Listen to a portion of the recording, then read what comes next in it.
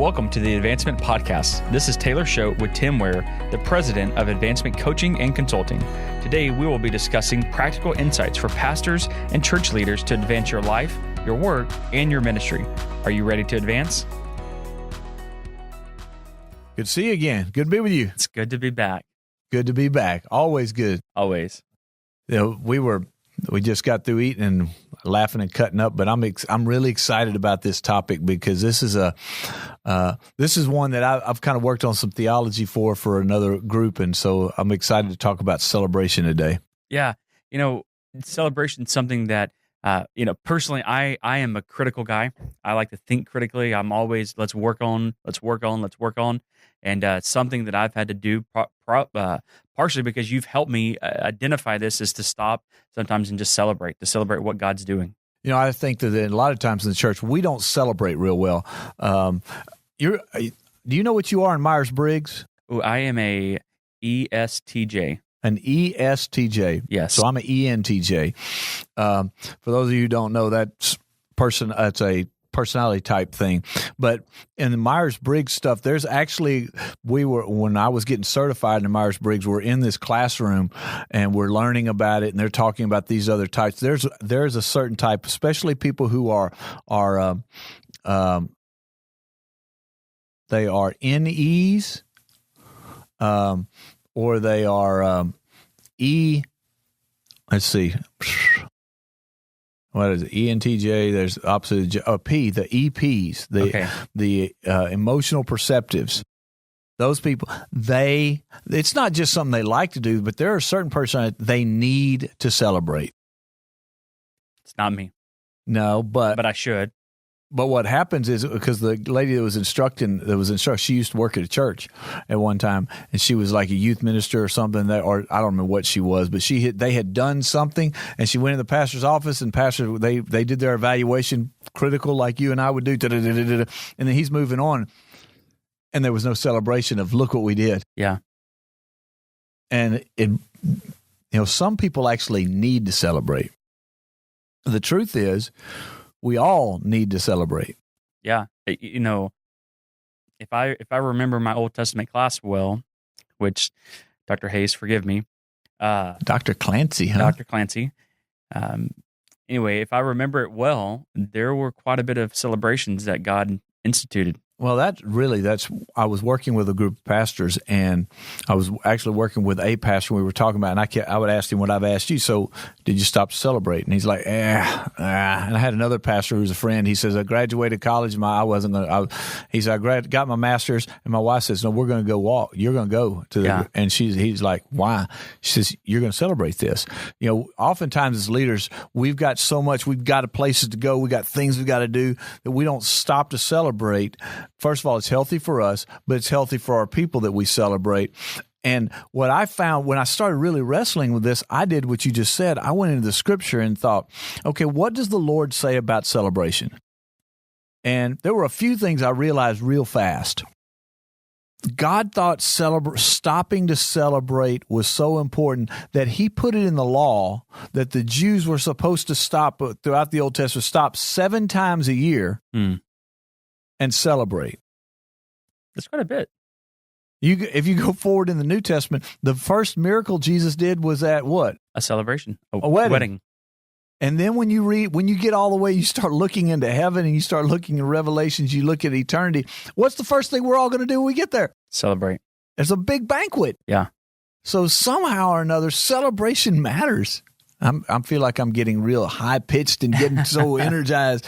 Sometimes Marco tells us we don't always sound energized in the production side of this always wears on me. But the truth is, we don't celebrate well as the body of Christ. And I often wonder, why is it that we don't celebrate? Why don't we celebrate well? I don't know the answer. What do you think? Yeah, I'm not sure that I have a solid reason on why. Maybe, and this is just me kind of spitballing here, but maybe it's because so much of what we've been taught, and I don't know how much of this is truth or should be truth, but it's always that there's more to work on, that you never arrive. We don't have measures or markers to meet and then stop and celebrate. We're just constantly always being able to, well, if you prayed 7 times a day, you could have prayed 8, or that critical, and that may just me personally, but that critical nature of always working towards something else. Well, I would also say that we're new in 2019, and New Year's is a huge time. This is the celebration around the world. Everybody's celebrating. It follows Christmas, which is celebration. And the question that I wonder is, because there was what's the old fashioned image of church is, sitting straight up, and there's no fun at church. You can't go to church and have fun, right? Because we don't do that. We don't drink. Anti-fun. We are. That's kind of the historic image of the church, isn't it? Yeah, we don't drink, cuss, or date girls that do. Was that the saying? Yeah, that's right. Something like that. Something like that. You're a little too young to probably remember that, Bully. Something about chewing tobacco or something. That's right. That was in there, but we don't. Which you just brought up a good point. I wonder. I feel like there's a spiritual component to celebration. I think why would God have put it in the law? I think there has to be something spiritual. There has to be something significant to our spirituality, not just the natural component. That's good. And the enemy is always trying to counterfeit what God does. Yes. And we live in a culture today in the Western world that celebration is what we do. I mean, we actually, what do people want to do on Friday nights? They want to go and celebrate the weekend. They call it, we go party. Go party, yeah. So it's all about celebration, I honestly think that we have in our, I'm not sure. Let me say that my opinion is that we pulled back celebrating healthy. We pulled back participating in healthy celebration, that we've now let the world dominate the celebratory create what is the standard for celebration. That's good. Yeah. Instead of us saying, okay, this is the standard for celebration. Yeah. What's healthy celebration look like? It doesn't look like, your sports team won, so let's go flip over a bunch of cars and burn some stores. Right. That's not healthy. Right. My opinion, I don't know that it's healthy to say, let's go get slobber and drunk and stumble around so we can't even remember what we celebrated for, but we had a good time. Supposedly. But so I think one of the questions we have to ask, and we're talking to leaders, that if we first realize that spirituality, our celebration is part of our spirituality, that should change it, because we could dig into a theology of celebration. If the Lord put it in the law, that He thought it was important. It's not insignificant that Christ performed His first miracle at a wedding, at a celebration. It's not insignificant that when we all get to heaven, that there's a huge banquet, that we have a big celebration. Yeah. So there's something significant from a theological, from the component of us as believers. I think there's something spiritual about celebration. But so if we just walk through the mechanics of celebrating first, celebrating means I have to do what? If I'm going to celebrate, I have to do what? First thing I have to do is stop. I have to. This is a point of just going, put on the brakes a minute. The world stops at Christmas. The world stops at New Year's, and for celebration, when you got married, when I got married, the world stops. Sure did. And for the next week, Rachel and I were honeymooning. We were celebrating, buddy. Yeah. And so. Well, let me ask this, Tim. As in the church, even your wheels are turning, aren't they? Yeah, in leadership, what are some things that we can celebrate? That's a great question. I think the first we should celebrate what the Lord celebrates. We have to, that's really it, is celebrating the testimony of God. If you look back in the Old Testament, when those celebrations were tied to something God, what is the Passover celebration? It's the celebration of their deliverance from Israel. With the Feast of Weeks is the celebration of the harvest. Look what God did during this season. Right. So that's the first piece, is let's celebrate what God has done. We don't just celebrate arbitrarily. I think because we don't have a good theology or a good, I would say both orthodoxy and orthopraxy, those big words meaning what you believe and what you do. Since we don't have those solid in our churches and in our ecclesia today, I would say that not only we're not celebrating healthy, but we're not celebrating the right things. So we end up celebrating things like survival. That's so true. We made it another year. I made it another year. We ended in the black and not the red. You go to. All right, I'm gonna pick on some. We have you were ordained for 30 years, 40 years, 50 years. You were a minister for so long. Not how many people came to Jesus, right. not what you did, but the fact that you survived. Survival. You get a badge for survival. Wow. Well, and even that's so true, because that's. Even though those achievements may be birthed out of what some would say faithfulness, right. You've been faithful, but what do we immediately go back and say, like, boy, and I made it, or I barely got here, or boy, it was a humdinger, Well, but Matthew 25, if you use the word faithfulness, Matthew 25, the parable of the talents, there's these three guys. One gets 1, one gets 2, one gets 5, right? And the guy that gets 5 invests his, and he gets 10. And then the guy that got 2, he reinvested and worked, and he got 1. The one that took his, buried it, he brings it back. He survived. Right. Yet he was called wicked and evil. The other 2, they gained more, but the truth is, to gain something, they had to risk it. And those were the ones that were celebrated by the master. Yeah. So, and if you just take that, Jesus celebrates, he doesn't celebrate the miracles as much as he celebrates the acts of faith. That's really good. The disciples came back, he sends the 72 out, and they come back, and there's this moment, and Jesus says, how'd it go? And they go, man, we cast out demons, we healed the sick, and Jesus says, yeah, I saw Satan falling like lightning, and then but then what does he do?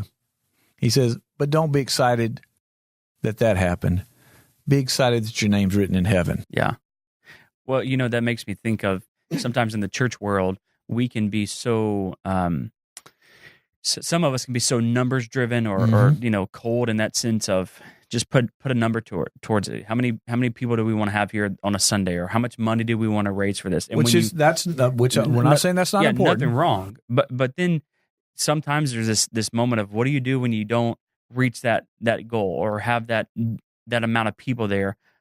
It's easy to think, well, you can't. There's nothing there to celebrate. But when you're talking about celebrating acts of faith or the activity of God in that's a good word. There's nothing wrong with, we recently at our church had a goal for an amount of money that we were going to raise. Internally, we had this goal, and the truth is, we didn't raise the amount of money that we had set out to. But when we got up and we celebrated with the congregation, and our pastor did a fantastic job, I felt like he never once made it seem like, hey guys, you really dropped the ball here, or you didn't help us meet the goal. He made the comment, he goes, I'm so excited that X amount of families participated in this, that so many of you took a step of faith and joined with us. And really, It had less to do about the numerical number and more to do about what God was doing in the lives of people and steps of faith to give. Now, so there's 2 pieces of what you just said that I think are very important. Number one is we actually, if you're not measuring something, what are you celebrating? True. You end up celebrating ambiguity. True. So to set a goal, there has to be some kind of measurement. Say, this is what, here's what we always say when I'm working with leaders. If you don't define what a win looks like, then somebody else is going to define it for you. Wow. So what does a win look like in this fundraising campaign, in this evangelism campaign, in this discipleship push? What is a win? Where's the win? Yeah. And you don't want to set the win so far out that you can't, that there's no. Sure. But you don't want to pull it in so close. The college football playoffs and NFL playoffs and Major League Baseball. There's a couple of things that happen when you really look that sports can teach us about this. Number one, blowouts only a few people really enjoy, and that's right, because it gets boring. Right. So if the goal's too close, it actually diminishes my celebration. Right. Now, if it's too far out, it diminishes the celebration because it took so much energy to get there. I don't have anything left for the party. Right. So finding that right balance, and then it's also what you define. Let's say 50 years in ministry, 50 years serving in the church is the standard for is the highest mark. Well, when you realize that people today, or the average age people coming to faith in Christ, is not now 8 to 10 or 12 years old. We're talking about in their 20s. So now we've set it out so only a few people by the time they come to faith and then begin to serve. Right. Most people are never going to reach that. Yeah. So now we've celebrated so what we celebrate matters. That's good. When you look at what they celebrate in the Scripture, they celebrated what God did. The Passover, they were celebrating the feast. They were celebrating family. They were celebrating these components. And so what we celebrate matters. But I think also how we celebrate matters. What do you mean by that? Well, okay. You and I have been in ministry a long time. When we go to ministry things and we're going to celebrate something, when we do a celebration of the church, or what do we always want to do? Well, who's going to do the music? And we want to get a guest speaker. Yeah. Right? Yeah. Because always. It's our celebration. So somebody's got to preach at a celebration. If you look at the Passover celebration, the biggest celebration in the law, if you weren't in the priesthood, the only thing you had to do other than the few minutes, let's say it took you an hour and a half standing in line. Let's say it took you 3 hours standing in line and 20 minutes for them to take your sacrifice and cut it up and offer it to the Lord. The other 7 days, you were just hanging out. You were laughing. You were with family. You were eating and drinking. I think sometimes we miss the spiritual piece that celebration itself is worth it. We don't have to have the other piece. That clapping and shouting and whistling and woo is spiritual enough that there's something to that. Praise matters. That's good. Yeah. That's what it's about. Praise matters. You were flipping. What are you thinking? I've been listening, and we're talking about Old Testament celebration. There's a celebration in the New Testament that Jesus talked about, which I know you're all about this, and just hanging around you can't hang around Tim Ware and not be about the harvest and reaching those that lost. That's right. But Jesus talked about when a lost person comes to faith, that there's a celebration in heaven, and I don't know that we do a great job simply celebrating salvation. I think you're right. I think that's a great point. If you want, Luke 15. Yeah. Luke 15. Is that where you are? Yeah, that's where I was. Yeah. It's interesting. In that chapter, 3 times. Yeah, that's right. There's this, he says in verse 7, there'll be more rejoicing in heaven over one sinner who repents. And there's more rejoicing and then down in verse 10, there's rejoicing in the presence of the angels over one sinner. There's something significant. Now, I was working with a church, and they said, we celebrate that. And every time they have someone respond during service that comes to faith, they celebrate. He says, we whoop and yet I was in a meeting with their leadership, and I'm saying, so what's God been doing? And they didn't list people coming to faith. And I said, so did people come to faith in Christ? They said, yeah. And I said, well, how come it's not on your list?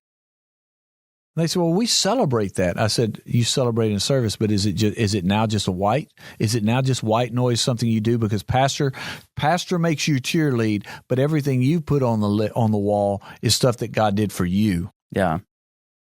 So, we often can make celebration about what God's done here, which we should, because Revelations does say we overcome by the what? The blood of the Lamb and the power of our testimony. So that testimony is celebrating what God's done, which is actually what those 7 feasts in the Old Testament were about, is celebrating what God had done. So what we celebrate matters. How we celebrate matters. I was working with a pastor, and we were working through this issue of celebration, and he realized, okay, we're not celebrating some of the things right. So they started celebrating people coming to faith. Then water baptism is a celebratory moment. Yeah. Yeah. He said, we've got people, we put them through a process, a discipleship process. And when they've gone through this small group discipleship process, he says, we take a Sunday and everybody that graduates and we celebrate them. That's so cool. It's not a graduation. He says, but I have a gift for them all because we're going to celebrate. His takeaway from our dialogue about celebration was, I want us to begin to celebrate what God is doing in people. Yeah. More than what God is doing in the church. Yeah, there's a church in Houston that I know of. Probably 5 or 6 years ago, was with them, and they talked about celebrating from their events, what they come back off of a big major event and talk about. And they did something really cool that I had not heard of. That they take their kind of their 3 big things they want to see. And I don't quite remember the exact phrases, but say they want to see lives changed. They come back and go, guys, we did this big event, and here's all the stuff, and we're believing that out of this event, we're going to see lives changed. And so and then later on down the road, when people after their membership class or whatever, they'll attach these. Hey, here's these lives changed, and they all said that they came from this event, or they, if it was. Destinies Discovered, I think was maybe one of them. They would go, guys, we have moved these people through a membership class and moved them through a growth track, and here's the ones that have said, like, through this event or through this season of small groups, that their destinies, they feel like God's just helping them discover their destinies, something along those lines. And I remember thinking, man, they're doing a great job of celebrating their mission. And what celebrating the mission, that's good. What I learned from that is it helps reinforce what they're doing, right? Well, the reality is, we've said this, that people have told us this in parenting and in education for years when working with children, that what you celebrate gets repeated. That's right, yeah. What you celebrate gets repeated. So the same is true when we're in our congregation. If we celebrate I remember this was 1983. We were in this little church.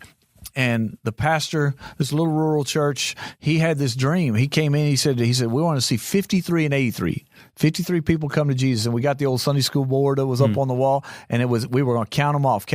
That year, in this little town of 500 people, in this little church that at that time was probably running 35, 40 people. Wow. 57 or 58 people came to faith that Praise year. God. The church more than doubled. And what he would do, and every time you won somebody to Jesus, they gave you a gold fish hooks, brought you before the church, and if you won 10, you got, I think it was 10, you got a big one. Cool. So everybody it became a competition for the fish hooks. That's so cool. I was in the 8th grade, and that's the first time I ever won someone to Christ by myself was in the wood shop at school. Wow. That's so cool. So it became a big deal. We celebrated. So the practical side of celebration, number one, as a leader, you have to define the win. So the mission, whether it be people coming to faith, people who serve in ministry, you have to define what you're going to celebrate. You can't celebrate everything. Right. Define where you're going to put your celebratory energy. And you know what? Then you have to make room for it. Can you see celebration in your calendar? That's really good. Can you see celebration in your budget? Yeah. Have you made room to celebrate? Yeah. It can't be an afterthought. Right. It has to be intentional, just like everything else. Do it intentionally.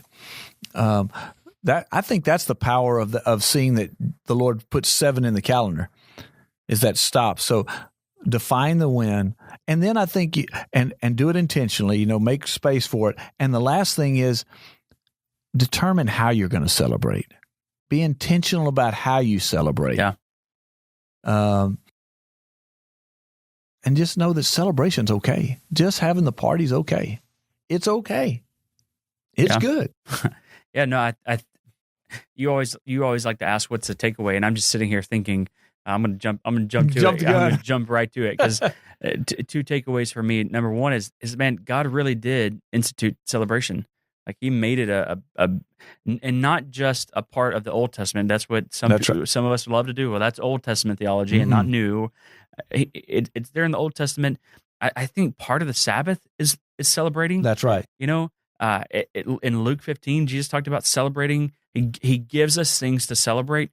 So that just remembering that celebration is not wrong for this guy that loves to work, and keep fixing, slow down and celebrate. But then even that last thought of being intentional and putting it and looking at the calendar and going, have I personally celebrated? Have I celebrated with my team? Has our church slowed down or taken time to celebrate? That's a big takeaway for me today. Yeah, I think making room is, for me personally, the holidays always sneak up on me.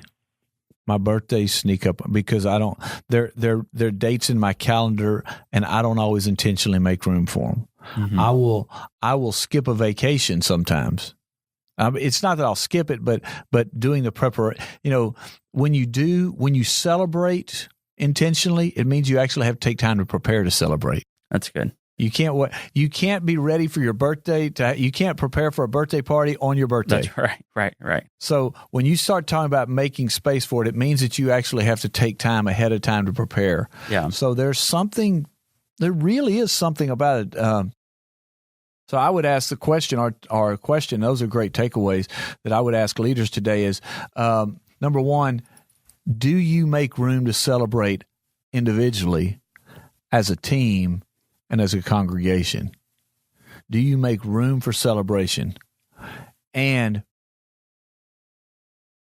are you celebrating temporal or eternal? Are you celebrating the things that Jesus is celebrating, or are you just celebrating the things that people want to celebrate? Yeah. So take a look at what you're doing. Take a look at how you're celebrating. I love this topic. I get energized when I talk about it. Yeah. It's good. It's always a good reminder. Yeah. So what are you going to celebrate? Let's see. This year, 2019, I know I'm celebrating a 50th birthday. We're going to celebrate my daughter's graduation from college. Yes. I will graduate at the end of the year if the Lord doesn't come back and if I keep passing my classes. So there are some things we need to plan and be intentional about. Yeah. All right. Thank you, guys. We'll see you next time on the Advancement Podcast. It's been good. Always. Thank you for joining us today on the Advancement Podcast. The show notes are available on our website at www.advancement.cc, along with other resources. Again, this is Taylor Schote on behalf of Tim Ware and the entire Advancement team. We want you to remember that you are meant to advance.